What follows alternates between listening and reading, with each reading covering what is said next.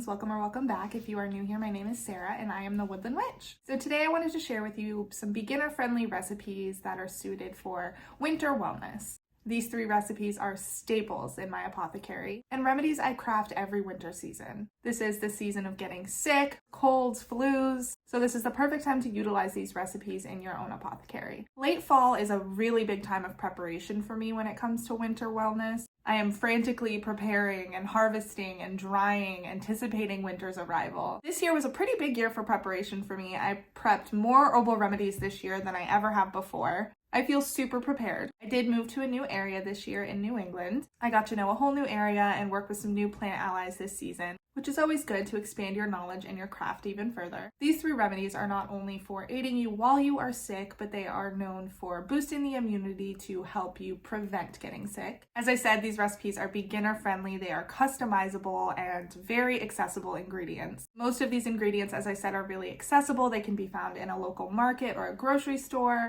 and a lot of the ingredients can also be substituted. Now, as always, I want to preface this by saying herbal remedies affect everyone differently. It is important to consult your trusted herbalist or a doctor before you try any herbal remedy to ensure that it is a right fit for you and your lifestyle. The first remedy I'm going to share with you is fire cider. There are a ton of different ways to prepare fire cider. This is definitely one of the more customizable remedies. It is a folk remedy and tonic that is crafted using apple cider vinegar. It holds so many health benefits. It is great for the immune system. It is antiviral, antifungal, antibacterial. It is great for nasal decongesting. It is good for the sinuses, and it can also help aid in digestion and upset stomach. On the palate, fire cider is very savory. It's usually spiced and warming. This year, I actually crafted 2 types of fire cider. For my first fire cider that I crafted this year, I used lemon, jalapeno, red onion. I added some garlic cloves and horseradish, which I absolutely love using horseradish in my fire cider.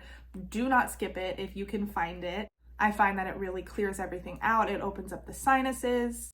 I added fresh ginger, some thyme, which is another great herb for throat and sinus ailments. I always make a thyme tincture in the winter months for this reason. It's just really, really beneficial. I added some rosemary, and this year I added some rose hips. I haven't done that before, but rose hips are really packed full of vitamin C. I think it's going to give this tonic a really great boost of immunity. And I normally add fresh turmeric as well. It's anti-inflammatory, really good for heart health, but I didn't find any fresh turmeric this year, so I just added a tablespoon of dried turmeric. I will place all of my ingredients in a large mason jar and top them off with apple cider vinegar with the mother. Always with the mother. It is unfiltered and super beneficial for your health. You gotta get it with the mother. Now I'm gonna seal that with some parchment and a lid. I always place parchment on my fire cider just because it does corrode metal and I don't want it to corrode my lid over time or put any nasty stuff into the fire cider that I will be ingesting. I will let this sit for about 6 to 8 weeks. The longer the better. You can also blend your ingredients together. I personally have not tried that, but some herbalists have found that it does help with the absorption a little better. And as I said, you can also substitute any of these ingredients for whatever you have on hand. If you don't have jalapenos, you can opt for another spicy pepper such as cayenne. If you want to use another citrus, such as an orange instead of a lemon, that is totally fine as well. You can also experiment with the spices that you're adding to your fire cider. My second fire cider recipe this year, I did utilize cinnamon and black peppercorn, and I left out the turmeric in that blend as well. You can take fire cider every day just for a boost of immunity. I usually do like a quick shot of it in the morning, but it is an acquired taste. It definitely can be a little bit harsh, so if you're a little more sensitive to it, you can add it to a glass of water and just sip it a little bit at a time, or you can add it to a savory beverage such as tomato juice. I think that would be really perfect for something like this. Okay, our next remedy is fermented garlic honey. This is a super simple recipe with only 2 ingredients. Fermented honeys were something I experimented with very early on in my herbalism practice. I believe I've shared my ginger lemon honey with you. Fermented honey is created by a bacteria that grows on specific plants. This bacteria helps convert the sugar in the honey into lactic acid. This will prevent the growth of any harmful bacteria as well as preserve the natural vitamins and enzymes found in the honey. Fermented honeys usually have a higher moisture content. This will allow for those vitamins and enzymes to begin the fermentation process. It's also really important to only use raw, unfiltered honey. The raw and unfiltered honey will carry those naturally occurring enzymes as well as the yeast that is necessary for the fermentation to begin. Fermented honeys are very simple to make. They can be utilized in a lot of ways and are a really great addition to your apothecary. For this remedy, I used about 8 cloves of garlic and I placed it in a small mason jar. I usually do my fermented honeys in smaller batches just because I don't go through them as quickly as I would something else. I do press my garlic cloves slightly with a knife, not to crush them, but just to aerate them a little bit. Then I will top my cloves off with the raw unfiltered honey.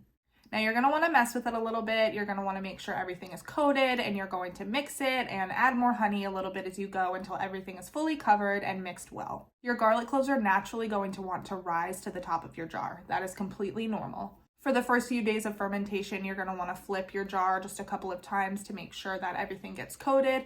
I honestly do this throughout the entire fermentation process just to ensure that everything is mixed well and the garlic cloves are covered fully. Eventually, your cloves will turn to a dark brown color and they will sink to the bottom.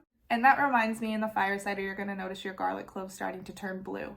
That is completely normal. It is just a chemical reaction with the apple cider vinegar. It is not mold. It is completely safe. When storing your honey, you're going to want to make sure that you wipe the rim of your lid just to ensure there's no additional bacteria that could make it into your honey.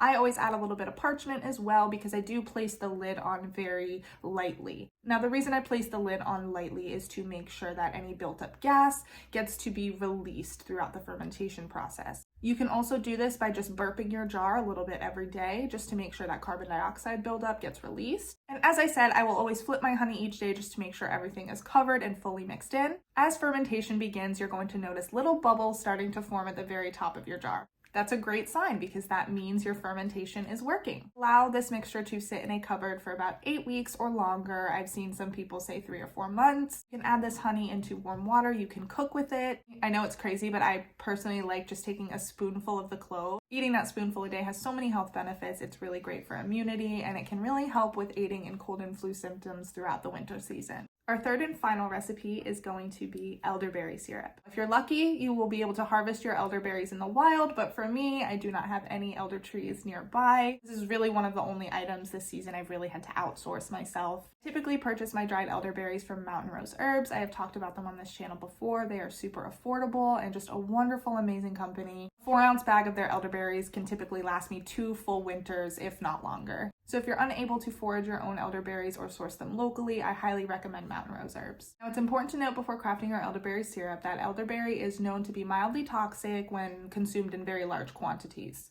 This is due to cyanide-inducing glycosides, similar to a hawthornberry seed or an apple seed, which is precisely why we cook our elderberries down before ingesting. For this recipe, you are going to need a small pot and about 4 cups of water. Then you're going to add everything into your pot. For this recipe, I used 1 cup of elderberries, about a teaspoon of ginger, a tablespoon of rose hips, a cinnamon stick, and a few cloves.